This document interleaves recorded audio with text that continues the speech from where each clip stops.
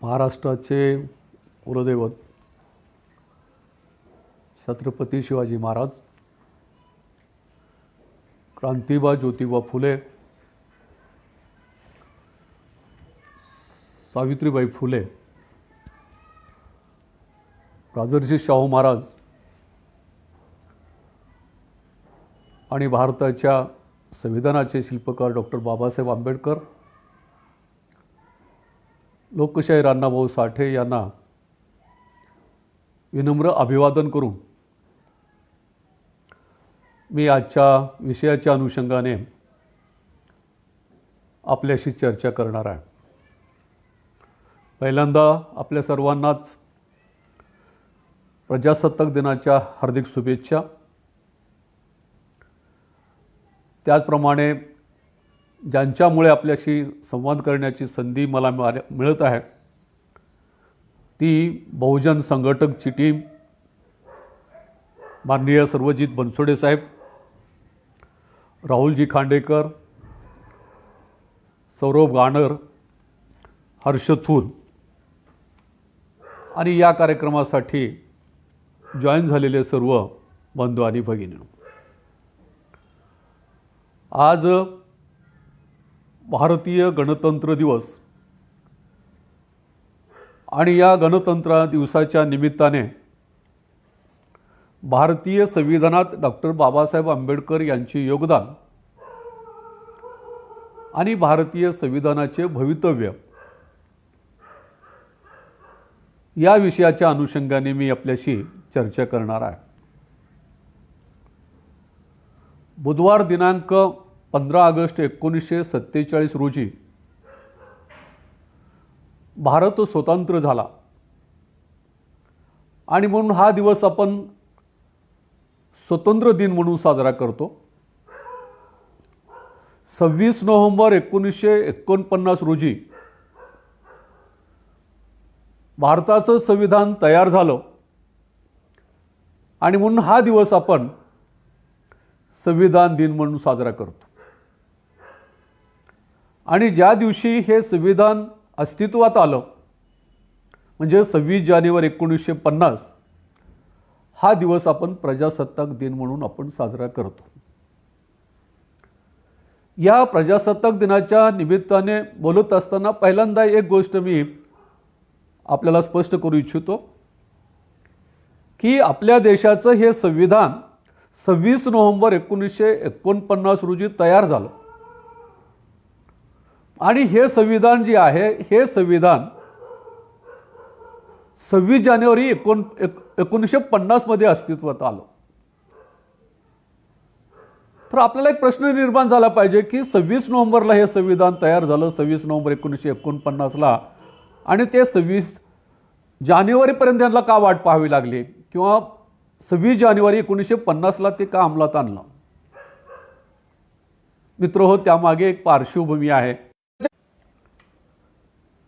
तर त्याचं कारण असं आहे की 19 डिसेंबर 1929 रोजी लखनौ येथे काँग्रेसचं अधिवेशन भरलेलं होतं आणि या अधिवेशनामध्ये एक ठराव मांडण्यात आलेला होता। तो ठराव काय होता की भारताला संपूर्ण स्वातंत्र्य ब्रिटिशांनं द्यावं अशा प्रकारचा एक ठराव जो आहे मांडला जाणार होता। हा ठराव जो आहे पंडित जवाहरलाल नेहरूंनी लिहिला। हा ठराव जो आहे तो 722 शब्दाचा हा ठराव होता आणि हा ठराव जो आहे एक प्रतिज्ञा म्हणून या अधिवेशनामध्ये जमलेल्या या सर्व काँग्रेसच्या कार्यकर्त्यांना, नेत्यांना द्यायचं ठरलेलं होतं। आणि मग या ठरावामध्ये असं म्हटलं गेलेलं होतं की ब्रिटिश सरकारने आम्हाला आता लवकरात लवकर जे आहे हे स्वातंत्र्य दिलं पाहिजे, संपूर्ण स्वातंत्र्य दिलं पाहिजे। आणि त्यामध्ये असं आवाहन केले की पुढच्या महिन्याच्या शेवटच्या रविवारच्या आतमध्ये आम्हाला हे संपूर्ण स्वातंत्र्य ब्रिटिशांना दिलं पाहिजे, नाहीतर आम्ही स्वतः आम्हाला स्वातंत्र्य प्राप्त झालं या भूमिकेतून आम्ही या ठिकाणी ध्वजारोहण करू, अशा प्रकारचं त्या ठिकाणी आवाहन केलं आणि हा ठराव मांडला। आणि त्यानुसार पुढच्या महिन्यामध्ये म्हणजे जानेवारीच्या शेवटच्या रविवारी या ठिकाणी पंडित नेहरू यांच्या हस्ते ध्वजारोहण झालं. त्यांच्या विरोधामध्ये ब्रिटिशांनी कारवाई वगैरे केली आणि मग पुढच्या महिन्याचा म्हणजे जानेवारीचा रविवारी हे ध्वजारोहण झालं. संपूर्ण देशामध्ये या ठिकाणी हे ध्वजारोहण करण्यात आलं आणि तो रविवार म्हणजे 26 जानेवारी हा होता. आणि म्हणून या 26 जानेवारीचं औचित्य म्हणून पंडित जवाहरलाल नेहरूंनी काय केलं की 26 जानेवारी हा दिवस निवडला आणि म्हणून आपलं संविधान जे आहे हे 26 नोव्हेंबर 1950ला झालं असलं तरी 26 जानेवारी हे त्यामध्ये महत्त्वाचं मानलं गेलं आणि 26 जानेवारी 1950ला हे संविधान अंमलात आणण्याचं काम केलं.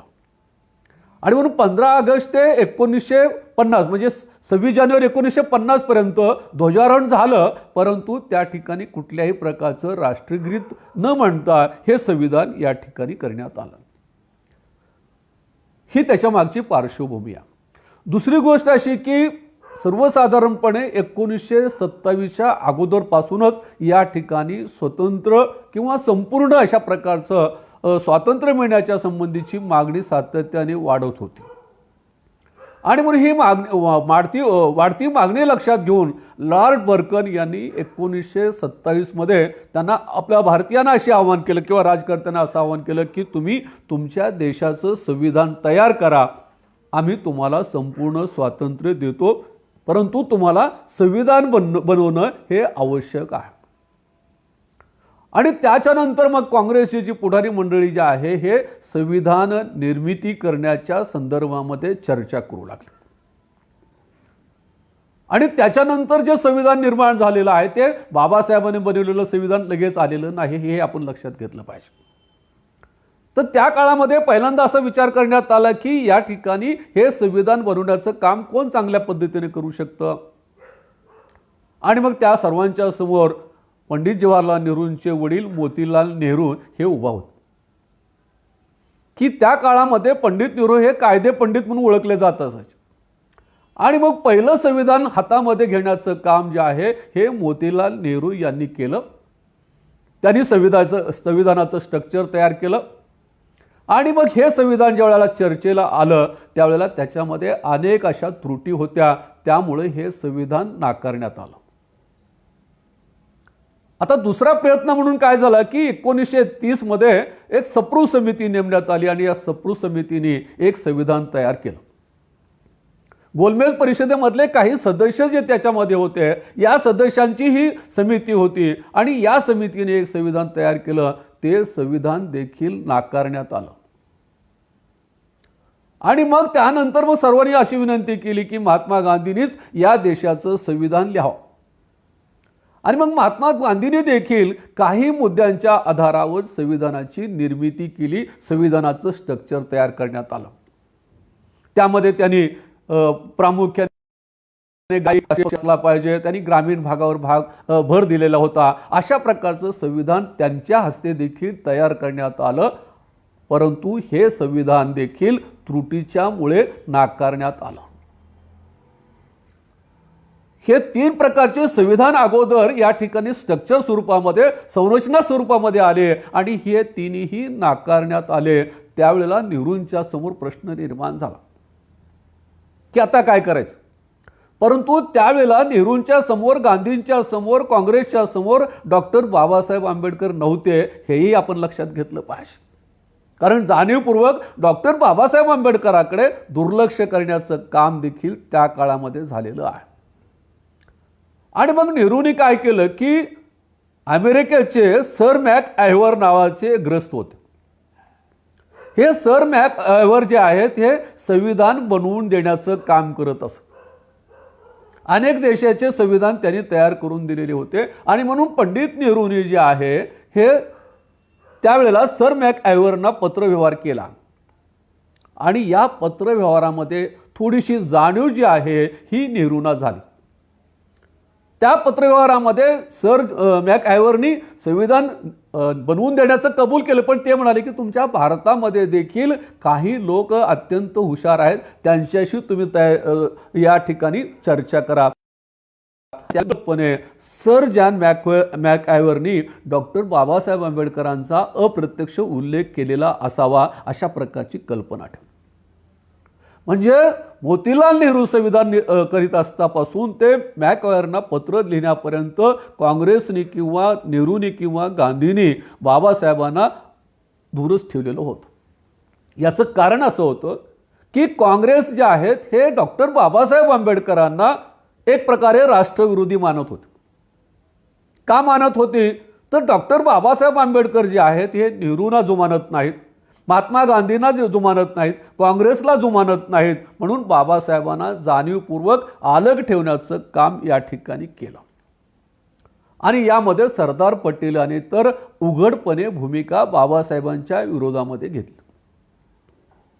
आज सरदार पटेलांचा पुतळा जो आहे हा जगात उंच म्हणून या ठिकाणी बसवण्यात आला होता, परंतु त्यांच्या एवढं लहान मन असणारा माणूस काँग्रेसमध्ये देखील नव्हता. आणि त्याने अशी भूमिका घेतली की कुठल्याही परिस्थितीमध्ये डॉक्टर बाबासाहेब आंबेडकरांना घटना समितीमध्येच येऊ द्यायचं नाही. आणि त्यांनी पत्रकार परिषद घेतली आणि त्या पत्रकार परिषदेमध्ये त्यांनी पत्रकारांना सांगितलं की आम्ही या संविधान सभेच्या इमारतीच्या सर्व खिडक्या दरवाजे हे सगळे बंद केलेले आहेत, बघूयात डॉक्टर बाबासाहेब आंबेडकर यामध्ये कसे येतात. आणि ही पत्रकार परिषद पाहिल्यानंतर देखील या ठिकाणी पटेलांना कुणीही विरोध केला नाही. किंवा जे गांधीजी म्हणायचे की या देशाच्या सर्वोच्च पदावर भंगी समाजाची मुलगी गेलेली मला पाहिजे, भंगी समाजाचा माणूस मला पाहिजे, ते गांधीजी देखील पटेलांच्या संदर्भामध्ये काहीच बोललेले दिसून येत नाहीत. आणि मग या पद्धतीने डॉक्टर बाबासाहेब आंबेडकरांना जाणीवपूर्वक या संविधान सभेमध्ये येऊ द्यायचं नाही अशा प्रकारची भूमिका गांधीजी या ठिकाणी काँग्रेसने घेतली. आणि अशाच परिस्थितीमध्ये 1946 मध्ये या संविधान मंडळ सदस्यांच्या निवडणुका आल्या. आता या निवडणुका आल्यानंतर त्यांचं लक्ष देखील डॉक्टर आंबेडकरांकडेच होतं. मग यांनी काय केलं की जाणीवपूर्वक डॉक्टर बाबासाहेब आंबेडकरांच्या ऐवजी 25 दलितांना तिकीट देण्याचं काम काँग्रेसने केलं. त्या काळामध्ये हरिजन म्हटलं जात असायचं. या 25 हरिजनांना तिकीट देण्याचं त्यांनी काम केलं. 4 अपक्ष दलित उभा करण्याचं काम काँग्रेसने केलं. एवढंच नव्हे तर जे काँग्रेसमध्ये नाहीत अशाही व्यक्तींना काँग्रेसने या ठिकाणी तिकीट देण्याचं काम केलं. परंतु डॉक्टर बाबासाहेब आंबेडकरांना मात्र कुणीही त्यावेळेला विचारलं नाही किंवा त्यांच्याशी चर्चा केलेली नाही. आता काँग्रेसमध्ये नसलेले परंतु काँग्रेसने तिकीट दिलेले 2 माणसं होते. एक होते आपल्या महाराष्ट्रातील तुमचे एम आर जयकर होते आणि दुसरे KM मुन्शी होते. हे काँग्रेसचे नव्हते तरी देखील काँग्रेसने त्यांना तिकीट दिलं. आणि बघा अशा परिस्थितीमध्ये डॉक्टर बाबासाहेब आंबेडकर हे शेड्यूल कास्ट फेडरेशनचे एकमेव उमेदवार म्हणून या ठिकाणी बंगालमधून उभा राहिले. बंगालमध्ये जेसूर खुलना नावाचा मतदारसंघ होता. या जेसूर खुलना मतदारसंघामध्ये ते उभा राहिले शेड्यूल कास्टचे एकमेव प्रतिनिधी म्हणून. या जेसूर खुलनामध्ये त्यांना मदत करण्याचं काम जे आहे हे या ठिकाणी मंडल यांनी केलं. मंडल जे आहेत ह्या मंडल यांच्या जातीची फार मोठी संख्या जी होती बंगालमध्ये होती. मस्तरबंदी नावाचे लोक त्या ठिकाणी होते. आणि या मस्तरबंदी आणि मुस्लिम लोकांनी जे आहे ते डॉक्टर बाबासाहेब आंबेडकरांना मोठ्या प्रमाणामध्ये मतदान केलं. आणि या ठिकाणी डॉक्टर बाबासाहेब आंबेडकर या मतदारसंघातून पहिल्या फेरीमध्ये प्रचंड मताने निवडून आले. आणि त्याचा परिणाम असा झाला की काँग्रेसला फार मोठा धक्का निर्माण झाला की आपण एवढी मोठी मोर्चा बांधणी करून देखील डॉक्टर बाबासाहेब आंबेडकर पहिल्या फेरीमध्ये येणं हे काँग्रेसच्या दृष्टिकोनातून अत्यंत धक्कादायक अशा प्रकारचं होतं. परंतु नाविलाज होता डॉक्टर बाबासाहेब आंबेडकर या घटना समितीवर निवडून आले. घटना समितीचं काम सुरू झालं. सोमवार दिनांक 9 डिसेंबर 1946 रोजी या घटना समितीची पहिली बैठक झाली. या बैठकीमध्ये देखील बाबासाहेबांची फारशी चर्चा झालेली नाही. या ठिकाणी राजेंद्र प्रसाद आणखी या ठिकाणी अध्यक्ष म्हणून आलेले नव्हते. तर या पहिल्या बैठकीमध्ये अस्थायी अध्यक्ष जे होते सच्चिदानंद होते, या सच्चिदानंद यांच्या अध्यक्षतेखाली ही या ठिकाणी एक फॉर्मल मीटिंग या ठिकाणी झाली. दुसरी बैठक जी आहे ती 11 तारखेला झाली आणि तिसरी बैठक जी आहे या बैठकीमध्ये या ठिकाणी राजेंद्र प्रसाद अध्यक्ष झाले आणि मग या बैठकीमध्ये म्हणजे 13 जानेवारी 1946ला या बैठकीमध्ये नेहरूंचं या ठिकाणी भाषण झालं की भारतीय संविधानाचं ध्येय काय असले पाहिजे, उद्दिष्टे काय असले पाहिजे, अशा प्रकारची भूमिका, अशा प्रकारची मांडणी करणारं भाषण पंडित नेहरूंचं झालं. आणि त्याच्यानंतर म्हणजे 16 डिसेंबरला जी मीटिंग झाली ती मीटिंग अतिशय महत्त्वाची झाली आणि या ठिकाणी या काँग्रेसच्या राजकारणाला, संविधानाच्या या निर्मितीला कलाटणी देणारी ही मीटिंग होती म्हटलं तर आपल्याला वावगं ठरणार नाही. 16 डिसेंबर 1946च्या बैठकीमध्ये संविधानाची चर्चा होण्याच्या ऐवजी हे संविधान बनवलं जाऊ नये किंवा हे संविधान बनवण्याची वेळ नाही अशा प्रकारची चर्चा सुरू झाली आणि ही चर्चा सुरू केली M.R. जयकर यांनी. M.R. जयकर काँग्रेसमध्ये नसताना देखील काँग्रेसने त्यांना निवडून दिलेलं होतं आणि या जयकरने अशी भूमिका केली की या ठिकाणी आपण जे आता संविधान निर्माण करणार आहोत ही संविधान बनवण्याची चुकीची वेळ आहे आणि आपण आता संविधान बनवू नये अशा प्रकारची भूमिका घेतली आणि त्याची कारणं त्यांनी सांगितली. त्यातली प्रमुख कारणं त्यांनी 3 सांगितली. पहिलं कारण सांगितलं की आपल्या देशाचं संविधान आपण बनवत असताना या संविधान सभेवर मुस्लिम लीगने बहिष्कार टाकलेला आहे. नंबर 2 जे निवडून गेलेले सदस्य आहेत या निवडून गेलेल्या 299 सदस्यापैकी 207 सदस्यच या ठिकाणी हजर आहेत, बरेच सदस्य गैरहजर आहेत आणि सर्वात महत्त्वाची गोष्ट आहे की भारतामधले जे काही संस्थानिक आहेत या संस्थानिकांचा या ठिकाणी विरोध आहे. एका बाजूला बरकरनी सांगितले की तुम्हाला स्वातंत्र्य पाहिजे असेल तर तुम्हाला संविधान बनवणं गरजेचं आहे आणि एका बाजूला काँग्रेस नसलेल्या जयकरांना या ठिकाणी निवडून दिलं आणि काँग्रेसमध्ये नसताना निवडून देऊन देखील जयकरांनी विरोध केला, त्यामुळं काँग्रेस अडचणीमध्ये आली. आता संविधान बनणार आहे की नाही अशा प्रकारची अवस्था निर्माण झाली आणि अशा वेळेला राजेंद्र प्रसादांनी मात्र एक गोष्ट केली, ते म्हणाले की याच्या संदर्भामधली चर्चा जी आहे ती आपण उद्याला करू आणि याच्या संदर्भामध्ये डॉक्टर बाबासाहेब आंबेडकर भाष्य करतील अशा प्रकारची भूमिका राजेंद्र प्रसादने घेतली. म्हणजे डॉक्टर बाबासाहेब आंबेडकरांची चर्चा न करता राजेंद्र प्रसादांनी सांगितले की उद्याच्या बैठकीमध्ये डॉक्टर बाबासाहेब आंबेडकर जे आहेत या संदर्भामध्ये या संबंधीचं सविस्तर विवेचन करतील किंवा त्यांची मांडणी ते काय मांडतात ते आपण लक्षात घेऊया अशा प्रकारची भूमिका घेतली आहे. आणि 17 डिसेंबर रोजी डॉक्टर बाबासाहेब आंबेडकरांनी या संविधान सभेमध्ये केलेलं भाषण जे आहे या भाषणाचा परिणाम एक वेगळा झाला. आता या भाषणामध्ये बाबासाहेबांनी महत्त्वाचे मुद्दे मांडले, त्याच्यातले एक 2-3 मुद्दे मी सांगतो. डॉक्टर बाबासाहेब आंबेडकर या मीटिंगमध्ये म्हणतात की मला जाणीव आहे की आज आपण राजकीय, सामाजिक आणि धार्मिक दृष्टिकोनातून विभागले गेलेले आहोत. एवढेच नव्हे तर आपण एकमेकांच्या विरुद्ध लढण्याच्या मानसिकतेमध्ये आहोत, परंतु आज आपण स्वइच्छेने परस्पराचे मित्र बनण्याची गरज आहे, नव्हे तर ही काळाची गरज आहे. आणि म्हणून आपण आपल्या घोषणा, आपले शब्द लोकांना भयभीत आपल्या घोषणा आणि आपले लोकांना भयभीत करणारे शब्द जे आहेत हे बाजूला ठेवले पाहिजेत. आणि बाबासाहेब शेवटी असं म्हणतात की जर आपण सर्वांनी एक दिलाने एकत्रित आलो तर या देशाचं संविधान निर्मितीमध्ये कुणालाही विरोध करता येणार नाही आणि हे संविधान पूर्ण झाल्याशिवाय राहणार नाही. अशा प्रकारचं भाषण केल्यानंतर काँग्रेसमध्ये प्रचंड चैतन्य निर्माण झालं. बाबासाहेबांची जी बाबासाहेबांकडे बघण्याचा दृष्टिकोन होता तो पूर्णपणे बदलून गेला आणि मग बाबासाहेबांचा राष्ट्रवादीची भूमिका जी आहे ती भूमिका स्पष्टपणे काँग्रेसच्या समोर आली आणि काँग्रेसने त्यावेळेला बाबासाहेबांवर अक्षरशः अभिनंदनाचा वर्षाव केला. काँग्रेसचे सर्व पुढारी सहित आणि राजेंद्र प्रसाद सहित त्यांनी या ठिकाणी त्यांचं स्वागत केलं, त्यांचं अभिनंदन केलं. आणि मग मात्र काँग्रेसला वाटलं की या देशाचं संविधान निर्माण करण्याचं काम कोण करू शकत असेल तर फक्त डॉक्टर बाबासाहेब आंबेडकर करू शकतात, याची खात्री काँग्रेसला झाली. आणि मग त्याच दरम्यान एक गोष्ट घडली की म्हणजे मंगळवार 14 ऑगस्ट 1947ला म्हणजे भारताला स्वातंत्र्य मिळण्याच्या अगोदर पाकिस्तान स्वतंत्र झालं. आणि मग बुधवार दिनांक 15 ऑगस्ट रोजी आपण स्वतंत्र झालो.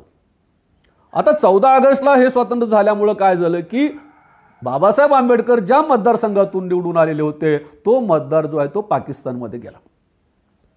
म्हणजे बाबासाहेबांच्या सदस्यत्वाचा प्रश्न निर्माण झाला होता.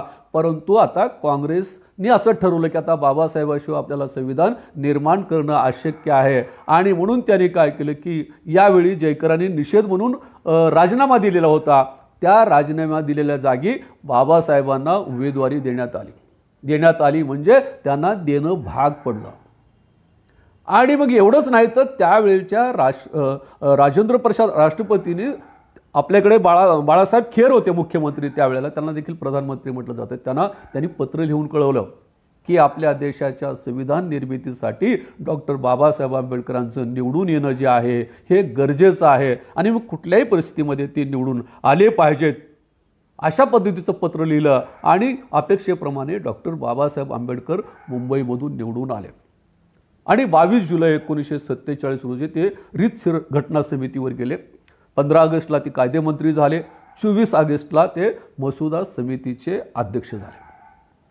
या मसुदा समितीमध्ये जे आहे ते डॉक्टर बाबासाहेब अध्यक्ष होते. पण बाबासाहेबांना असं वाटलं नव्हतं की आपल्याला अध्यक्ष केलं जाईल. परंतु आता बाबासाहेबांनी संविधान समितीचं अध्यक्ष मसुदा समितीचा अध्यक्ष व्हावं ही काँग्रेसची गरज बनली होती. आणि त्या ठिकाणी बाबासाहेब मसुदा समितीचे अध्यक्ष झाले.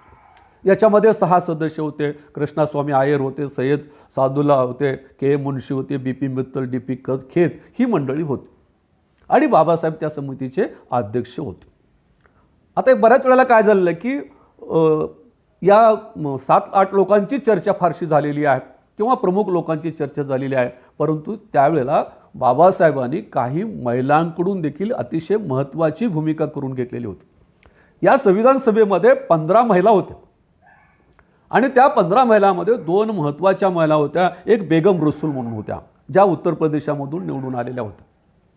त्या मुस्लिम समाजाच्या पहिल्या निवडून एकमेव सदस्य त्या घटना समितीमध्ये होत्या. आणि दुसऱ्या ज्या होत्या दक्षियानी म्हणून होत्या. या दक्षियानी मद्रासमधून निवडून आलेल्या होत्या. या 2 महिलांचं देखील फार मोठं काम आहे. म्हणून संविधान सभेच्या कामकाजाच्या संदर्भामध्ये बघत असताना आपण या 15 महिलांकडे दुर्लक्ष करता कामा नये. कारण डॉक्टर बाबासाहेब आंबेडकरांचा या 15 महिलांवर देखील मोठ्या प्रमाणामध्ये विश्वास होता. आता ही घटना समिती मसुदा समिती तयार झाल्यानंतर या मसुदा समितीतील काही सदस्य जे आहेत यामध्ये काम करू शकले नाही. एकाचा मृत्यू झाला, एकाने राजीनामा दिला, एक अमेरिकेला निघून गेला, काही जण दिल्लीपासून दूर होते. आणि हे संविधान निर्मितीचं काम डॉक्टर बाबासाहेब आंबेडकरांनी एकट्याने केलं हे आपल्याला लक्षात येऊ शकेल. काही लोक असं म्हणतात की हे एवढे सदस्य होते, बाबासाहेबांनी काही एकट्याने काम केलं का? परंतु आपण जर ते पाहिलं त्यावेळेचं सिच्युएशन तर आपल्याला लक्षात येऊ शकेल की हे सगळं काम करण्याचं काम बाबासाहेबांनी केलं. या संविधान सभेमध्ये 23 कमिट्या होत्या, प्रमुख कमिट्या होत्या 23. या 23 कमिट्यापैकी एका कमिटीचे अध्यक्ष राजेंद्र प्रसाद होते आणि जवळपास 20 कमिट्याचे सदस्य हे डॉक्टर बाबासाहेब आंबेडकर होते. यावरून आपल्या लक्षात येऊ शकेल की हे संविधान निर्मितीचं काम डॉक्टर बाबासाहेब आंबेडकरांनी कशा पद्धतीने केलं. त्यावेळेला डॉक्टर बाबासाहेब आंबेडकर मसुदा समितीचे अध्यक्ष झाले. त्याच दरम्यान डॉक्टर बाबासाहेब आंबेडकरांचं लग्न देखील झालेलं होतं. आणि दुसरी महत्त्वाची गोष्ट आहे की डॉक्टर बाबासाहेब आंबेडकरांना गुडघादुखीचा आजार मोठ्या प्रमाणामध्ये झालेला होता. त्यांना शुगर मोठ्या प्रमाणामध्ये होतं, बीपीचा आजार होता, निद्रानाशाचा आजार होता, मज्जातंतूचा आजार होता. आणि अशा अवस्थेमध्ये देखील डॉक्टर बाबासाहेब आंबेडकरांनी संविधान निर्मितीचं काम केलं. त्यांना चालता येत नव्हतं त्यावेळेला त्यांनी व्हीलचेअरचा वापर करून संदर्भ ग्रंथ आणण्याचं काम केलेलं आहे. संदर्भ ग्रंथ शोधण्याचं काम त्यांनी केलेलं आहे. आणि त्यांच्या कामाच्या संबंधी जर आपल्याला पाहायचे असेल तर एक महत्त्वाचा पुरावा मी आपल्याला सांगतो. डॉक्टर बाबासाहेब आंबेडकरांनी कमलाकर चित्रे नावाचे त्यांचे जवळचे सद्ग्रस्त होते, त्यांना एक पत्र बाबासाहेबांनी लिहिलं. कमलाकर चित्रे हे पी सोसायटीचे जे आहेत हे पहिले रजिस्ट्रार होते. या चित्रेना बाबासाहेबांनी लिहिलेलं पत्र पाहिल्यानंतर आपल्या लक्षात येऊ शकेल की डॉक्टर बाबासाहेब आंबेडकरांनी कशा परिस्थितीमध्ये हे काम केलेलं आहे. त्या पत्राचा थोडक्यात मसुदा मी सांगतो.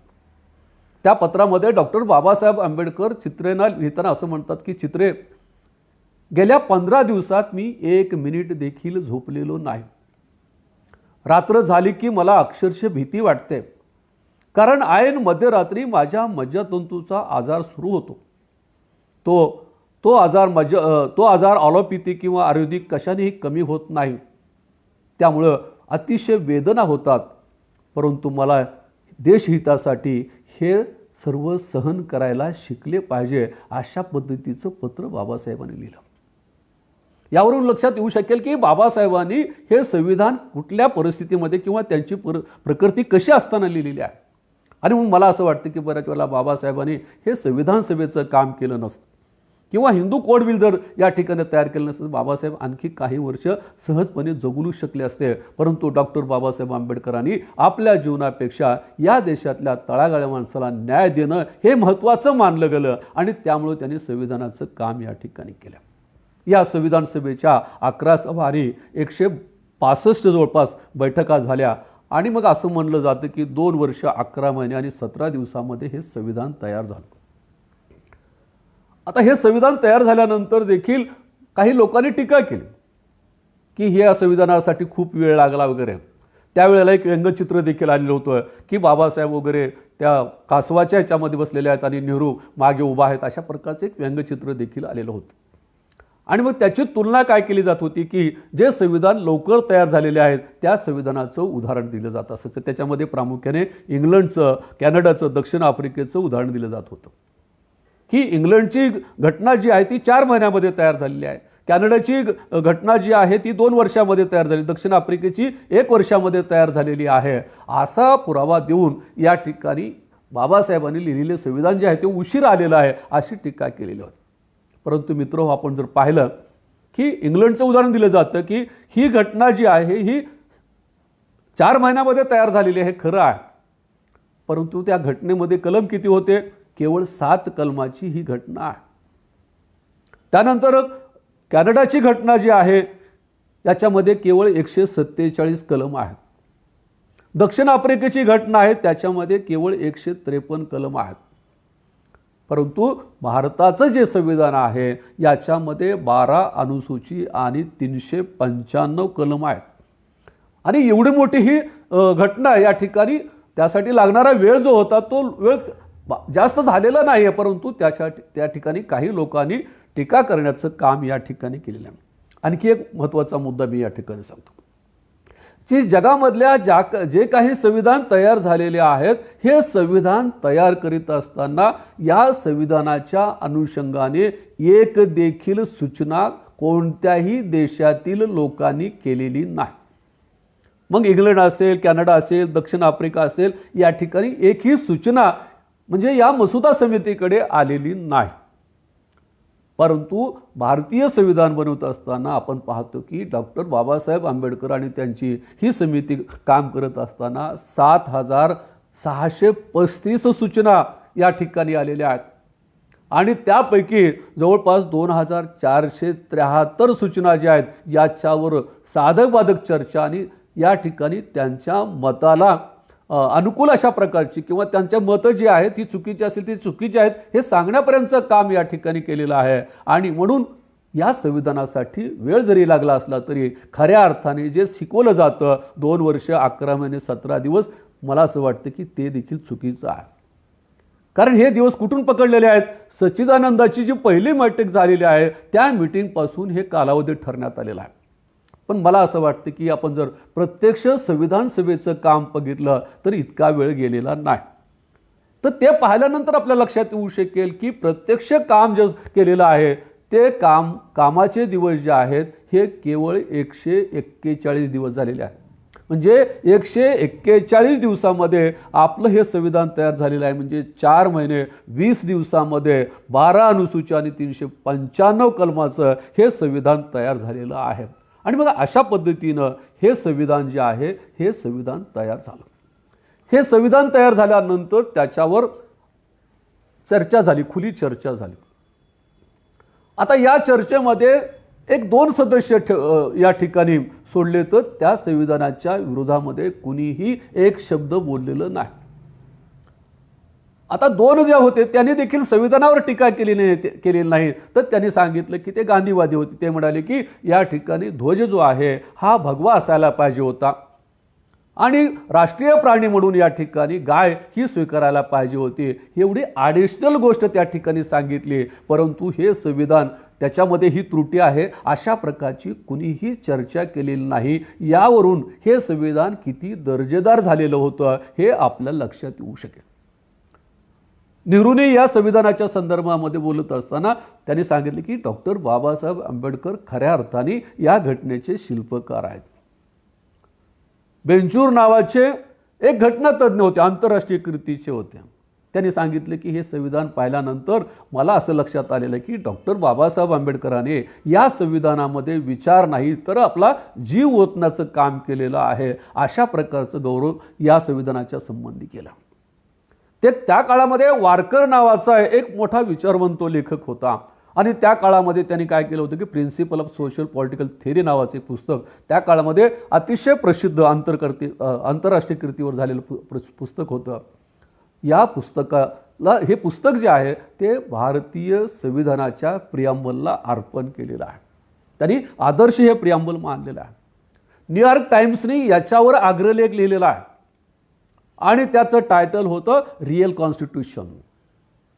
म्हणजे खरं संविधान कशाला म्हणायचं हे त्यांनी त्याच्यामध्ये सांगितलेलं आहे. आणि ते संविधान डॉक्टर बाबासाहेबांचं. घाना युनिव्हर्सिटीमध्ये आपले राष्ट्रपती प्रणव मुखर्जी यांच्या हस्ते महात्मा गांधींचा पुतळा बसवण्यात आलेला होता. परंतु तिथल्या प्राध्यापकांनी आणि विद्यार्थ्यांनी त्याला विरोध केला आणि तो पुतळा पुन्हा काढण्यात आला. मी त्या पुतळ्याविषयी बोलणार नाही, पण त्याच्यामध्ये एक घटना अशी घडते की घाना विद्यापीठामध्ये ज्या दिवशी कॉन्व्होकेशनचा तुमचा कार्यक्रम असतो त्या दिवशी काय करतात की त्या ठिकाणचे विद्यार्थी एकत्रित येतात आणि एखादा कल्चरल कार्यक्रम घेतात.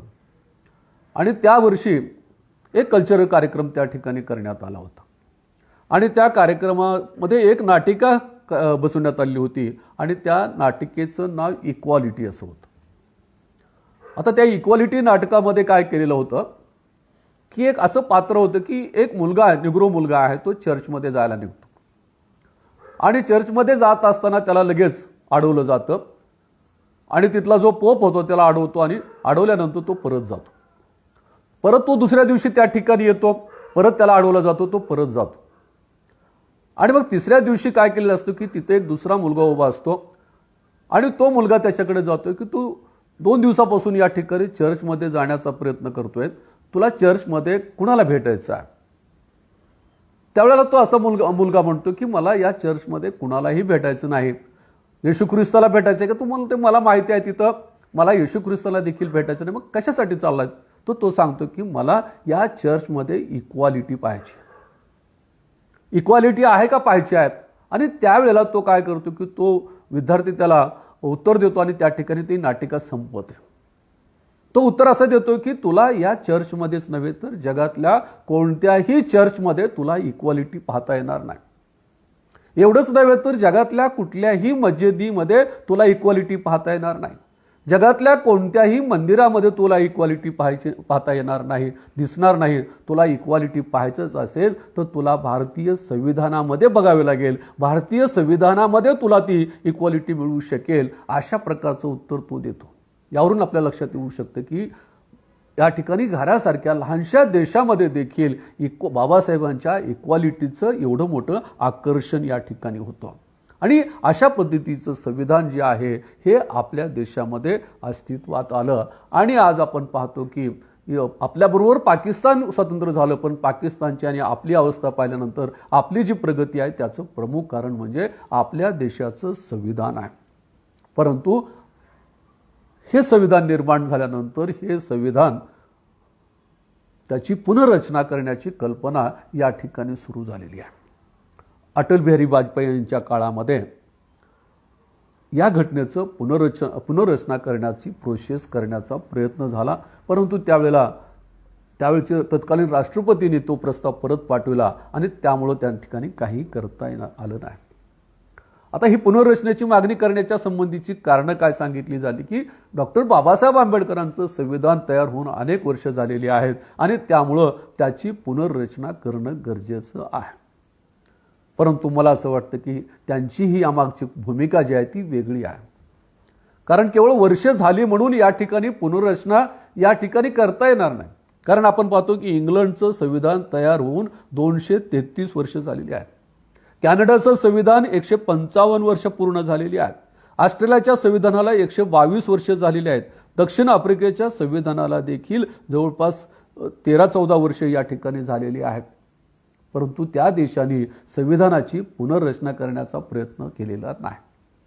किंवा आपल्या देशामध्ये जे काही धर्मग्रंथ आहेत ती किती वर्षाची आहेत, त्या धर्मग्रंथाची पुनर्रचना पुनर्मांडणी करण्याचा प्रयत्न कुणीही केलेला नाही. परंतु बाबासाहेबांच्या या संविधानाची पुनर्रचना करण्याचं कारण त्यामागची एक वेगळी भूमिका असलेली दिसून येतो.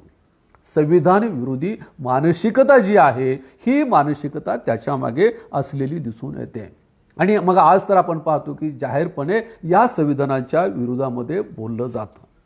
परंतु आपण एक लक्षात घेतलं पाहिजे की संविधानाची पुनर्रचना ही 2000 मध्ये अटल बिहारी वाजपेयींच्या काळामध्ये झाली असेल किंवा आज मोदी सरकारमध्ये संविधानाच्या विरोधामध्ये बोललं जात असलं तरी संविधान विरोधी मानसिकता जी आहे ही आजच निर्माण झालेली आहे असं मात्र मानण्याचं कारण नाही. याचं कारण असं की एका बाजूला संविधान निर्माण होत होतं, त्याच वेळेला संविधानाला विरोध करण्याचं काम देखील केलं जात होतं. कारण या देशामध्ये मनुवादी विचारसरणी या ठिकाणी तयार झालेली होती. डॉक्टर बाबासाहेब आंबेडकरांनी 1927 मध्ये मनुस्मृती जाळली, त्यावेळेला फार मोठा आघात अशा लोकांच्या मानसिकतेवर झाला. आणि म्हणून डॉक्टर बाबासाहेब आंबेडकरांनी 1927 मध्ये संविधानाच्या प्रतिकात्मक स्वरूपामध्ये या ठिकाणी मनुस्मृतीचं दहन केलं. परंतु त्याचबरोबर आपण पाहतो की 1932 पासून ते 1949 पर्यंत या मनुस्मृतीच्या संदर्भामध्ये बरंचसं लिखाण झालेलं आहे. 1932 मध्ये काशी विद्यापीठाचे जे आधारस्तंभ मानले जात असायचे डॉक्टर भागवत यांनी मनूची आदर्श समाज रचना अशा प्रकारचा ग्रंथ लिहिला. म्हणजे बाबासाहेबांनी मनुस्मृती जाळली तर त्यांना सांगायचं होतं की मनू हा एक आदर्श समाज रचना देणारा ग्रस्त होता. त्यानंतर 1934 मध्ये समाजशास्त्राचे आमचे एक प्राध्यापक केवल मोटवानी होते, यांनी देखील मनूच्या विचाराचं समर्थन करणारा एक ग्रंथ लिहिला आणि त्याच्या ग्रंथाला CM रामास्वामी नावाचे त्या काळचे विचारवंत जे होते त्यांनी प्रस्तावना दिली. आणि ज्यावेळेला संविधान या ठिकाणी निर्माण व्हायच्या मार्गावर होतं त्याच वेळेला या ठिकाणी त्याच्या संदर्भामध्ये लिहिलं गेलं. 1949 मध्ये सर्वसाधारणपणे रंगास्वामी नावाचे विचारवंत होते. या रंगास्वामींनी काय केलं की मनू हा जो होता हा भारताचा कन्फ्युशियस होता, म्हणजे मनू हा किती ग्रेट होता अशा प्रकारची मांडणी त्या काळामध्ये या ठिकाणी झाली. अलीकडच्या काळामध्ये 1984 मध्ये काय झालं की जयपूरच्या म्हणजे राजस्थान उच्च न्यायालयाच्या समोर जे आहे या ठिकाणी डॉक्टर बाबासाहेब आंबेडकरांचा पुतळा बसवण्याची मागणी करण्यात आली. कारण हे उच्च न्यायालयाच्या समोर बाबासाहेबांचा पुतळा असावा अशा प्रकारची मागणी त्या ठिकाणी केली. परंतु त्या ठिकाणी या मागणीला प्रचंड विरोध झाला आणि त्या ठिकाणी बाबासाहेबांचा पुतळा हा बसवला गेला नाही. परंतु त्याच्याहून दुर्दैवाची बाब अशी आहे की तिथल्या वकील मंडळांनी एकत्रित येऊन त्या ठिकाणी मनूचा पुतळा बसवलेला आहे. भारतामधलं एकमेव न्यायालय असं आहे की ज्या न्यायालयाच्या समोर मनूचा पुतळा बसवण्यात आलेला आहे. त्यानंतर 2000 मध्ये आपण पाहिले की वाजपेयी सरकारने या घटनेची पुनर्रचना करण्याचा प्रयत्न केलेला आहे. आणि आज जर आपण पाहिलं तर आज देखील या संविधानाच्या विरोधामध्ये मानसिकता मोठ्या प्रमाणामध्ये तयार केली जाते.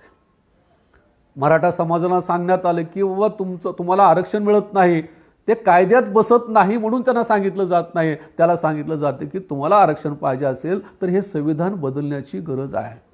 ओबीसीना सांगितलं जातं की तुम्हाला आरक्षण पाहिजे असेल तर हे संविधान बदललं पाहिजे. अशा प्रकारची मानसिकता तयार करण्याचं काम जे आहे हे सातत्याने केलं जातं. आणि या ठिकाणी जे खासदार म्हणून निवडून गेलेले आहेत किंवा ज्याला आपण जबाबदार व्यक्ती म्हणतो, या जबाबदार व्यक्ती देखील संविधानाच्या विरोधामध्ये बोलताना आढळून येतात. यामध्ये काही खासदार तर डायरेक्ट असं म्हणाले की आम्ही या ठिकाणी खासदार म्हणून निवडून आलेलो आहोत, ते या देशाचं संविधान बदलण्यासाठीच निवडून आलेलो आहोत. अशा प्रकारचं जाहीर विधान देखील काही लोकांनी केलेलं आहे. अशाच व्यक्तीमध्ये एक व्यक्ती आहे राव बहादूर राय नावाचा.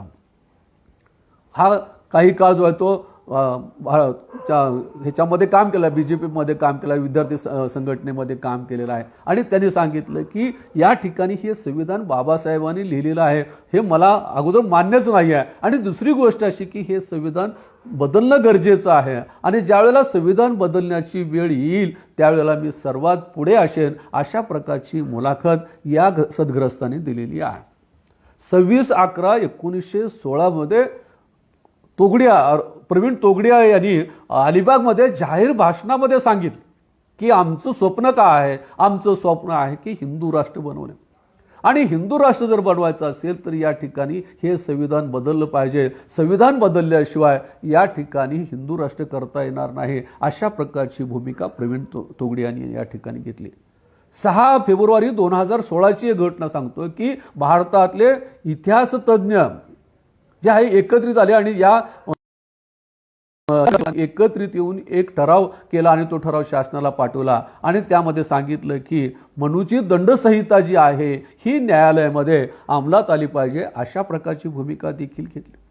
कोर्टामध्ये सत्यमेव जयते असायचं, अशोक स्तंभ असायचा आणि अशोकच्या स्तंभाखाली सत्यमेव जयते असं ते सत्यमेव जयते देखील बदलून त्या ठिकाणी धर्म जयते म्हणजे धर्माच्या संबंधीची या ठिकाणी कल्पना मांडली गेलेली आहे. म्हणजे या पद्धतीने हे चाललेलं आहे. आणि मग अलीकडे तर आपण पाहतो की 9 ऑगस्ट 2018 मध्ये स्वातंत्र्य दिवसाच्या म्हणजे स्वातंत्र्य दिनाच्या 6 दिवस अगोदर दिल्लीमध्ये जंतर मंतर मैदानावर संविधानाचं प्रतिकात्मक स्वरूप जाळण्यात आलं आणि त्या ठिकाणी संविधानाच्या विरोधामध्ये घोषणा देण्यात आल्या. SC STच्या विरोधामध्ये घोषणा देण्यात आल्या. आरक्षणाच्या विरोधामध्ये घोषणा देण्यात आल्या. मला असं वाटतं की आरक्षणाच्या विरोधामध्ये घोषणा देणं किंवा SC STच्या विरोधामध्ये घोषणा देणं समजू शकतो, परंतु या ठिकाणी त्यांनी संविधानाच्या विरोधामध्ये घोषणा दिल्या. त्याला आपण राष्ट्रद्रोही ठरवत नाही. ही गोष्ट देखील अतिशय गंभीरपणे घेण्याची गरज आहे असं मला या ठिकाणी वाटतं. आणि मग हे आयोजन जे आहे हे आयोजन करण्याचं काम जे आहे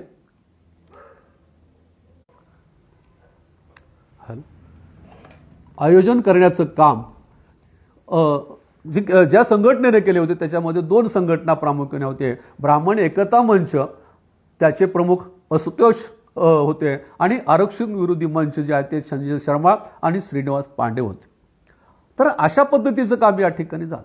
किंवा अलीकडच्या काळामध्ये मला की मुकेश वर्मा जे आहेत खासदार आहेत, या खासदारांनी काय केलं की या ठिकाणी एका चॅनलला बोलत असताना त्यांनी सांगितलं की या ठिकाणी हे संविधान जे आहे ते 100% हिंदूंना नष्ट करणारं संविधान आहे आणि म्हणून या संविधानावर जर आपण विश्वास ठेवला तर आपला अस्त लवकरात लवकर होऊ शकेल. अशा प्रकारचं या ठिकाणी भूमिका या ठिकाणी घेतलेली आहे. आणि अशा वेळेला सरकार जे आहे ते मौन बाळगतं. मग याचा अर्थ आपण असा घ्यायचा की सरकारला देखील ते मान्य आहे असं म्हणता येऊ शकेल का? तर अशा प्रकारची ही अवस्था असलेली दिसून येते. या संदर्भामध्ये आपल्या या देशातल्या वातावरणाच्या संदर्भामध्ये 2020 मध्ये इंग्लंडच्या द इकॉनॉमिक्स नावाच्या एका साप्ताहिकामध्ये एक लेख आला होता. आता मुद्दाम त्या साप्ताहिकाचा उल्लेख या ठिकाणी करतोय की द इकॉनॉमिक्सचं 3 वैशिष्ट्ये सांगितले जातात की हे एक जगातलं तटस्थ अशा प्रकारचं साप्ताहिक आहे. मुद्देसूद मांडणी करण्यामध्ये त्याचा हातखंडा आहे आणि तिसरी गोष्ट हे निर्भीड अशा स्वरूपाचं साप्ताहिक आहे. आणि या साप्ताहिकामध्ये एक लेख आलेला आहे. त्या लेखाचं मराठी ट्रान्सलेट मी सांगतो की असहिष्णू भारत आणि जगातील मोठी लोकशाही धोक्यात, अशा प्रकारचं टायटल जे आहे हे त्या लेखाचं आहे. आणि त्या लेखाच्या शेवटी त्यांनी सांगितलेले आहे की मोदी राष्ट्राला हिंदू राष्ट्र बनवत आहेत आणि त्यामुळे भारतामधलं संविधान आणि भारतातली लोकशाही जी आहे ही धोक्यामध्ये आलेली आहे, अशा प्रकारचं स्पष्टीकरण देखील याच्यामध्ये केलेलं आहे. तर अशा स्वरूपाचं चित्र जे आहे आज या देशामध्ये आहे. मग आपल्याला असं वाटतं की भारतीय जनता पक्ष जो आहे किंवा त्यांचं सरकार जे आहे हे संविधान विरोधी आहे असं जरी म्हटलं जात असेल तर त्याच्यामध्ये काँग्रेसला सूट द्यायचं कारण नाही. कारण ज्यावेळेला संविधानाच्या विरोधामध्ये वातावरण निर्माण होतं त्यावेळेला मला असं वाटतं की विरोधी पक्ष म्हणून काँग्रेसची देखील भूमिका महत्त्वाची होती. काँग्रेसने देखील याच्या विरोधामध्ये संघर्ष द्यायला पाहिजे होता की ज्यावेळेला जंतर मंतरवर या ठिकाणी घटनेची एक प्रतिकृती जाळली जाते, ही गोष्ट काँग्रेससारख्या पक्षाला, विरोधी पक्षाला जे आहे, मला असं वाटतं की संघर्षासाठी किंवा विरोधासाठी अतिशय महत्त्वाचं शस्त्र होतं, महत्त्वाची भूमिका होती. परंतु त्यांनी देखील हे केलेलं नाही आणि म्हणून ते देखील तेवढेच दोषी आहेत. आमचे दलित नेते जे आहेत या दलित नेत्यांची देखील भूमिका अशा स्वरूपाची आहे मला असं वाटतं. आठवले साहेबांसारखे आमचे समाजकालीन नेते देखील म्हणतात की मोदी जे आहेत हे घटनेचं संरक्षण करण्यासाठी अवतरलेले पुरुष आहेत, अवतार पुरुष आहेत असं म्हणतात. असं जर म्हणत असतील तर मला असं वाटतं की याच्यापेक्षा मोठं दुर्दैव असू शकत नाही. त्यांच्या घराचं नाव संविधान असलं तरी केवळ संविधान टिकणार नाही, संविधान टिकवण्याची जबाबदारी त्यांना संसदेमध्ये घ्यायची आहे. त्यानंतर काही उत्तर प्रदेशातले नेते आहेत, रंगाहरी नावाचे एक उल्लेख आपल्याला करता येऊ शकेल. पासवान साहेब आता नाही आहेत. ते ह्या रंगाहरी जे होते हे बौद्ध विचाराचे भाष्यकार म्हणून ओळखले जायचे. हे रंगाहरी जे आहेत हे आज संघाच्या बौद्धिक वर्गाचे प्रमुख आहेत आणि त्यामुळं हे देखील तेवढंच कारणीभूत आहे. आणि या ठिकाणी आज ओबीसी जो आहे हा संविधान विरोधी भाजपच्या धोरणाच्या पाठीमागे असलेला दिसून येतो. आणि म्हणून उद्या चालून ह्या संविधान बदलण्याची प्रक्रिया झाली समजा तर या ठिकाणी मला असं वाटतं की ओबीसी जो आहे हा देखील त्याच्यामध्ये एक त्याच्यामधला वाटेकरी ठरू शकतो, या पापामधला वाटेकरी ठरू शकतो. आणि म्हणून या संदर्भामध्ये ओबीसीने देखील जागरूक असणं गरज आहे. आता सर्वात महत्त्वाचा प्रश्न आहे की मग आपल्याला या ठिकाणी ही संविधान जपण्याची जबाबदारी कोणाची आहे? मग काही लोकांना असं वाटतं की हे संविधान जे आहे हे त्यांचं आहे आणि त्याची जबाबदारी असं वाटत आहे, परंतु ती चुकीची भूमिका आहे. खरं तर संविधान जपण्याची भूमिका जी आहे ही संपूर्ण राजकर्त्यांची आहे. कारण हे सगळे मंत्री, आमदार, खासदार, पंतप्रधान देखील त्यांनी शपथ घेतलेली आहे. पंतप्रधानांनी देखील शपथ घेतलेली असते, मुख्यमंत्र्यांनी शपथ घेतलेली असते आणि ती शपथ अशा प्रकारची आहे की विधीद्वारा प्रस्थापित संविधानाप्रती मी खरी निष्ठा ठेवीन, खरी श्रद्धा ठेवीन, अशा प्रकारची शपथ त्या ठिकाणी त्यांनी घेतलेली असते. आणि म्हणून मला असं वाटतं की त्यांची ही मोठी जबाबदारी असलेली दिसून येते आणि ही जबाबदारी त्यांनी स्वीकारली नाही तर मग मला असं वाटतं की संविधानावर विश्वास असणाऱ्या सर्व लोकांनी एकत्रित येण्याची गरज आहे. या अनुषंगाने एक शेवटचा मुद्दा मी या ठिकाणी थांबणार आहे.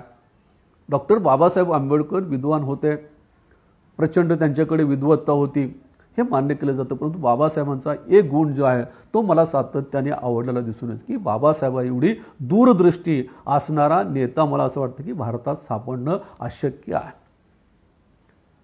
कारण भविष्यामध्ये काय होणार आहे याची जाणीव जी आहे ती बाबासाहेबांना एवढा लवकर होत असेल.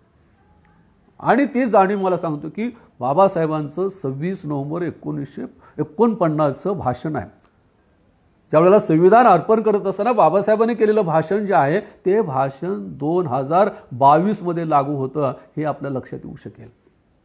संविधानाच्या संदर्भामध्ये बाबासाहेब काय म्हटले होते ते वाक्य जे आहे बाबासाहेबांचा तो विचार जो आहे तो आज आपल्याला लागू झालेला दिसून येतो. या भाषणाच्या शेवटी बाबासाहेब असं म्हणतात, खरं तर मी माझे भाषण इथे संपवले असते, परंतु माझे मन देशाच्या भवितव्याबाबत चिंताग्रस्त आहे. 26 जानेवारी 1950 रोजी हा देश स्वतंत्र राष्ट्र म्हणून होईल, पण पुढे या स्वातंत्र्याचे काय होईल ते अबाधित राहील की आपण गमावून बसू. पुढे बाबासाहेब असं म्हणतात की जातीभेद, धर्मभेद हे आमचे पुराणे शत्रू आहेत.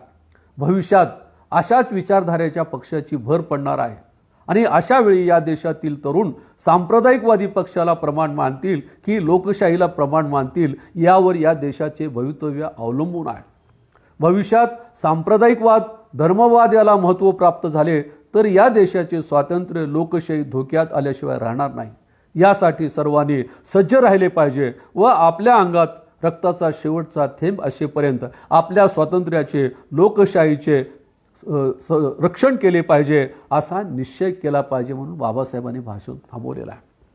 यावरून आपल्या लक्षात येऊ शकेल की बाबासाहेबांना याची जाणीव होती की भविष्यामध्ये येणारी विचारसरणी, भविष्यामध्ये येणारे पक्ष याची जाणीव होते आणि त्यांचा विश्वास जो आहे तो या देशातल्या तरुणावर होता की हे तरुण सांप्रदायिकवादी शक्तीकडे जातात का संविधानाच्या बाजूने उभा राहतात, याच्यावर या देशाची या ठिकाणी भवितव्य अवलंबून आहेत असं बाबासाहेब म्हणतात. आणि दुर्दैवाने आज या ठिकाणचा तरुण जो आहे हा सांप्रदायिकवादी शक्तीच्या मागे उभा असल्यामुळे या देशातली लोकशाही ही धोक्यामध्ये आलेली आहे. आणि म्हणून ही वाचवण्याची जबाबदारी आता मला असं वाटतं की या देशातल्या संविधानावर प्रेम असणाऱ्या, लोकशाहीवर प्रेम असणाऱ्या व्यक्तींची आहे.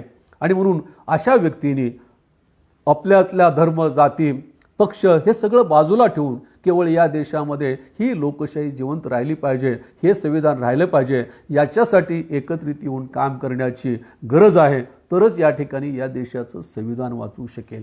कारण हे संविधान डॉक्टर बाबासाहेब आंबेडकरांनी लिहिलेलं आहे म्हणून ते वाचलं पाहिजे अशी भूमिका नाही, तर डॉक्टर बाबासाहेब आंबेडकरांनी संविधानामध्ये आम्हाला जीवन जगण्याचा जो अधिकार दिलेला आहे, या अधिकारासाठी म्हणजे आमच्याच अस्तित्वासाठी या ठिकाणी संविधानाचं अस्तित्व असणं गरजेचं आहे असं मला असं वाटतं.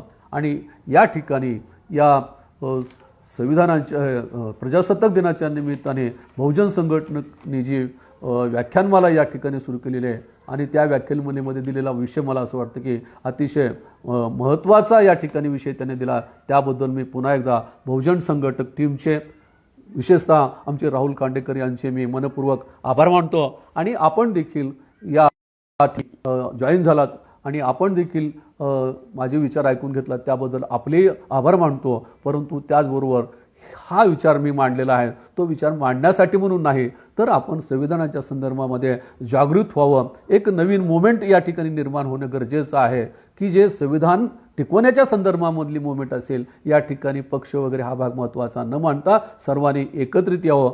डॉक्टर बाबासाहेब आंबेडकर म्हटल्याप्रमाणे आपल्या शरीरातलं रक्ताचा शेवटचा थेंब असेपर्यंत आपण त्याच्यासाठी संघर्ष करावा, एवढीच भूमिका या ठिकाणी मांडतो. पुन्हा एकदा आपल्या सर्वांचे आभार मानून या ठिकाणी